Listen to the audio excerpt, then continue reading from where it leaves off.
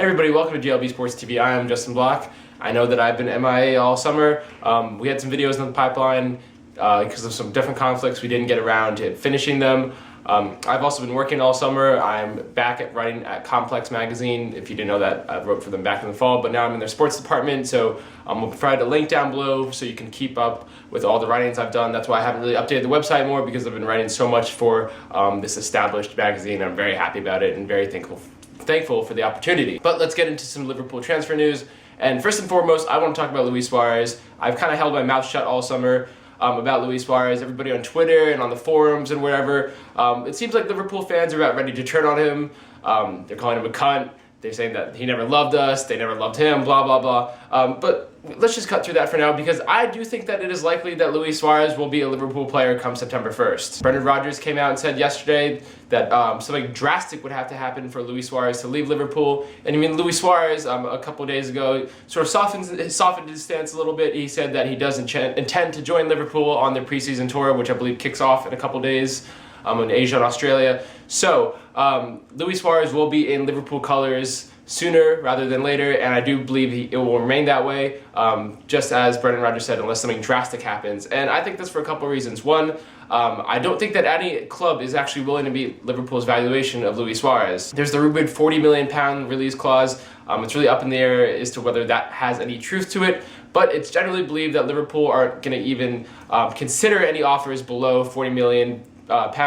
And most supporters and many other Liverpool insiders think that Liverpool really deserve a 50 to 60 million pound transfer fee for Suarez, and I just don't think that any club is willing to meet that valuation. If you think about the teams that have really been in for Suarez that you've seen in the papers, Arsenal of course had the 30 million pound bid rebuffed, and reportedly they're going up to 40 million pounds, but I don't think that Luis Suarez would want to go to Arsenal, just because he's made it clear that his desire is to leave England, and if he goes to Arsenal, that would be hypocritical of him. But we've seen stranger things happen in football, but I just don't think that Arsenal is the kind of club that Luis Suarez is looking at. Real Madrid have yet to come and get him, and I just don't think that Real Madrid as a club really wants Luis Suarez right now. That sounds really crazy to believe, considering that Real Madrid haven't made any blockbuster signings this summer as you would expect them to, but I just don't think that they don't want the distraction of Luis Suarez at the club when they already have Ronaldo and all the other things going around the Real Madrid circus. And I don't think they want another bulk shooter in the club. Ronaldo and Luis Suarez are two players that take a high amount of shots, and you need to have the ball at their feet at all times. They're ball dominators.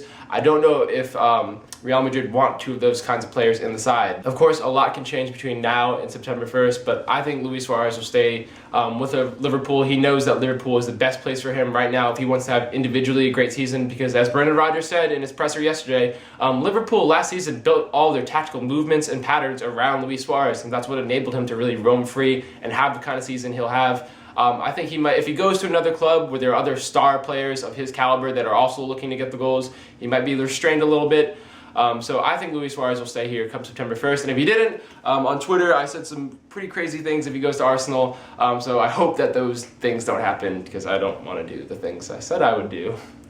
I also just want to talk about the new signings a little bit. Liverpool, they haven't made that much noise considering the stars you expect them to sign this summer, but they have signed a good amount of players. Mignolet, the goalkeeper from Sunderland, I'm very happy with that. I do expect Pepe Reina to maybe outgo this year because his wages are £110,000 a week. I think when it's all said and done, he'll end up being second string. I think we've all kind of come to the consensus that Pepe Reina isn't at his best anymore. He's capable of more howlers than really game-changing performances that he was in the past. And if you look at the statistical comparisons between Mignolet and Reina, last season Liverpool were awful when it came to defending sort of inside the box, inside the 6-yard line. They conceded a lot of goals very close inside the box, but you would honestly expect that of any club. Shots closer to goal should yield more goals, but Mignolet was actually superior to Reina in terms of stopping shots inside the box. If you look at this infographic right here, Mignolet, it's clear that he is stopping more shots inside the box than almost any other keeper in the Premier League. So I'm very happy about that, and if Reina doesn't abstain, a little competition never hurt anybody. We also have Luis Alberto, who joined us from Barcelona's B team. We really don't know what kind of player he is, because for Barcelona he played as a striker, he played on the wing, likes to cut on his right foot, and then for Liverpool in the earlier preseason game he kind of played in the midfield. So it'll be interesting to see whether he sees himself, or whether Brendan Rodgers sees himself as more of a maybe a deep line playmaker, maybe an attacking midfielder, or maybe somebody that could play across the front three. but without a doubt, the kid has bags of talent and technical ability. So wherever he ends up playing, I'm sure that'll be the best position for him, and he'll flourish there.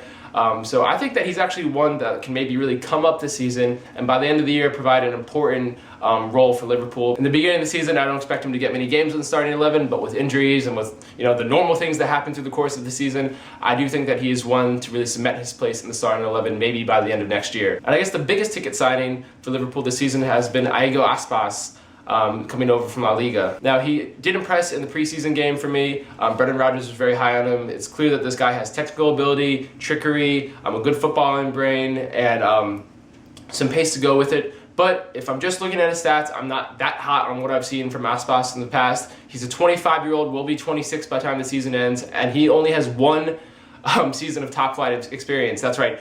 Before last year in La Liga, the rest of his career was spent in the lower leagues of Spain. So I'm just not sure why Liverpool are signing a 25-year-old with one season of top-flight experience. That doesn't seem to be the really ambitious signing, or really even the proper signing for Liverpool.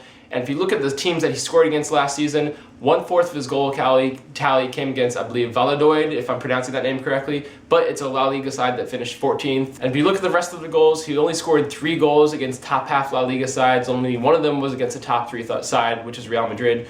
So when you're that kind of player that has spent your entire life in the lower leagues, hasn't really shown much, and you really want to make that big leap to a Premier League side, to a potential top 4 side like Liverpool, I want to see you scoring against the big sides. And the fact of the matter is, Aspas has done all the work against poor sides, and he really hasn't shown his ability against stronger sides in La Liga, at least. Of course, he was on a really bad team that got relegated, so it's going to be hard for him to really get anything going as a striker when you're on a bad team.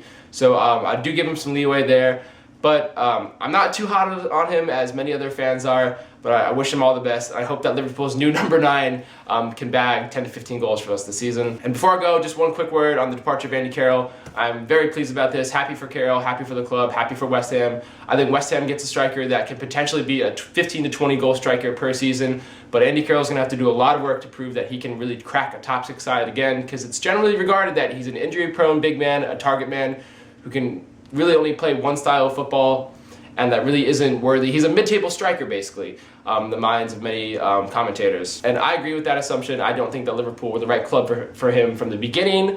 Well, I mean, back then we all signed, but it became really apparent pretty quickly that Liverpool wasn't going to work out.